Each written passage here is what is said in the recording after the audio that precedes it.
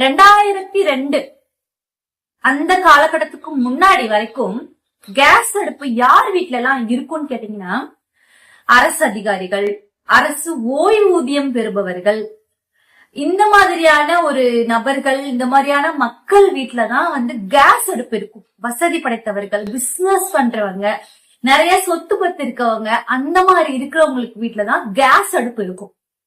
ஏன்னு கேட்டீங்கன்னா, விறகு அடுப்பு தான் அப்பெல்லாம் அதிகமான பயன்பாட்டுல இருந்துச்சு. அடுப்பு ஊதும் பெண்களுக்கு படிப்பதற்கு அப்படின்றது எதனால வந்துச்சுன்னா, அடுப்பு ஊதுறது அதுதான் வழக்கம், பழக்கம், அப்படிதான் மக்கள் வாழ்ந்துகிட்டு இருந்தாங்க. ஆனா டாக்டர் கலைஞர் தான் அந்த கேஸ் அடுப்புன்ற ஒரு ஸ்கீமை கொண்டு வராரு. அதுலயும் இலவச கேஸ் இணைப்பு கொடுத்தாரு.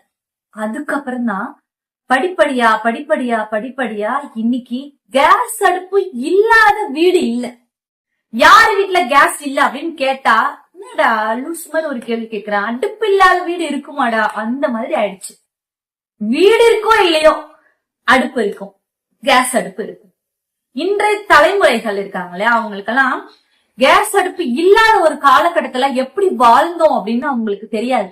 ஏன்னா கிட்டத்தட்ட 40 வயது உள்ள பெண்களுக்கு தான் தெரியும் அதோட கஷ்டம் என்ன, எப்படி எல்லாம் கஷ்டப்பட்டோம். இதுல மழை காலம் வேற இருக்கும் இல்லைங்களா, மழை காலத்துல விறக சேமிச்சு வைக்கிற கொடுமை இருக்கே, அதுவும் ஈரவ தெரியாம மிஸ் பண்ணிட்டோம் அப்படின்னா அந்த ஈர விறக பத்த வைக்கிறதுக்குள்ள படுற பாடு இருக்கே. இன்னைக்கெல்லாம் சுடு தண்ணி வைக்கிறதுக்கு கூட கேஸ் தான், எலக்ட்ரிக் தான். ஆனா அப்ப சமைக்கிறதுக்கே, சாப்பாடு செய்யறதுக்கு எல்லாத்துக்குமே A to Z விறகடுப்பு தான் பயன்படுத்தினாங்க. அந்த காலகட்டம் எல்லாம் மக்கள், பெண்கள் கண்ணு எரிச்சல், மூச்சு சுவாச பிரச்சனை, இந்த மாதிரியான நிறைய பிரச்சனைகளை பெண்கள் சந்திச்சுட்டு இருந்தாங்க. அப்பதான் டாக்டர் கலைஞர் பார்த்து இந்த கேஸ், இன்னைக்கு பெண்கள் அதை நினைச்சு பாக்குறாங்களா இல்லையான்னு எனக்கு தெரியாது, அது நினைவூட்டக்கூடிய ஒரு பதிவாதான் இப்ப நான் இத போடுறேன். ஏன்னா ஏன் அம்மா கஷ்டப்பட்டதை நான் பார்த்திருக்கேன், நானுமே விறகடுப்புல பயன்படுத்தி இருக்கேன். அப்படிப்பட்ட காலகட்டத்துல கடந்ததுனாலதான் இன்னைக்கு உணர்வு பூர்வமா இந்த பதிவு. டாக்டர் கலைஞர் அடுத்தடுத்த தலைமுறையினர் பெண்கள் சந்தோஷமா இருக்கணும்ன்றதுக்காக எப்பவுமே பார்த்து பார்த்து பண்ணக்கூடிய ஒரு கழகம் தான் திராவிட முன்னேற்ற கழகம். ஆரம்ப காலகட்டத்தில இருந்தே தந்தை பெரியார் என்ன சொல்லியிருக்கார், அடுத்தடுத்து பெண்கள் திராவிட முன்னேற்ற கழகம்னு எடுத்துக்கொண்டாலே 90% சிறுபான்மையினர் மக்கள் மேல வர்றதுக்கு என்ன வேணும், நீ நடந்து போறதுக்கு உனக்கு தடையா என்ன இருக்கு, அந்த தடையை உடைச்செறியறதுதான் திராவிட முன்னேற்ற கழகத்தின் கொள்கை. ஆரம்பத்துல இருந்தே நீ வாழ்க்கையில முன்னேறி மேல வரணும், அடித்தட்டு மக்கள் வாழ்க்கையில முன்னேறி மேல வரணும். ஜாதி தடுக்குதா, மதம் தடுக்குதா, மொழி தடுக்குதா, வசதி தடுக்குதா, என்ன தடுக்குது, ஒரு சிறுபான்மையினர் மக்கள் மேல வர்றதுக்கு என்ன தடுக்குது, அந்த தட்டையை ஒட்டை. அதுதான் பெரியாரோட கொள்கையா இருந்துச்சு. அதே மாதிரி சமத்துவம், சகோதரத்துவம், சமூக நீதி, இதெல்லாம் தான் திராவிட முன்னேற்ற கழகத்துடைய கொள்கைகள். அதன் வழியில வந்ததுதான் பெண்கள் முன்னேற்றத்துக்காக தான் இந்த கேஸ் இணைப்பு கொடுத்தாங்க. அதுவும் ஆரம்பத்துல இலவச இணைப்பு தான் கொடுத்தாங்க. இன்றைய பெண்கள் அது கொஞ்சமாச்சும் நினைச்சு பார்க்கணும். இது ஏன் நம்ம நினைச்சு பார்க்க சொல்றோம்னா, அடுத்தடுத்த தலைமுறையினர் இன்னைக்கு சந்தோஷமா இருக்கும் அப்படின்னா அதுக்கு மூல காரணம்னு ஒரு விஷயம் இருக்கு.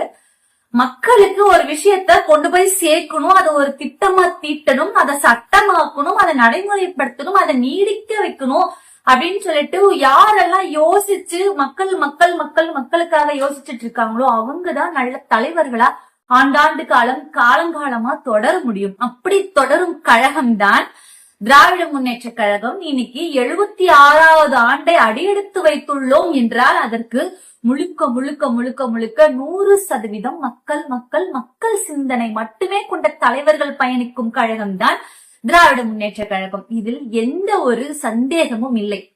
திடீரென்று முளைக்கும் எந்த ஒரு கட்சியா இருந்தாலும் ஓகே, வரவேற்கின்றோம். ஆனால் ஆரம்பத்தில் இருந்து மக்களுக்காக என்று வாழ்ந்து மடிந்த தலைவர்கள் இருக்கும் பொழுது அவர்களிடம் புதிதாக வருபவர்கள் கற்றுக்கொள்ள வேண்டுமே தவிர எடுத்தவுடன் முதல்வர் ஆக வேண்டும் என்ற ஆசை, அது ஆசை அல்ல, பேராசை. இதனால் பல விளைவுகள் இதையெல்லாம் மக்கள் பார்த்து கொண்டுதான் இருக்கிறார்கள்.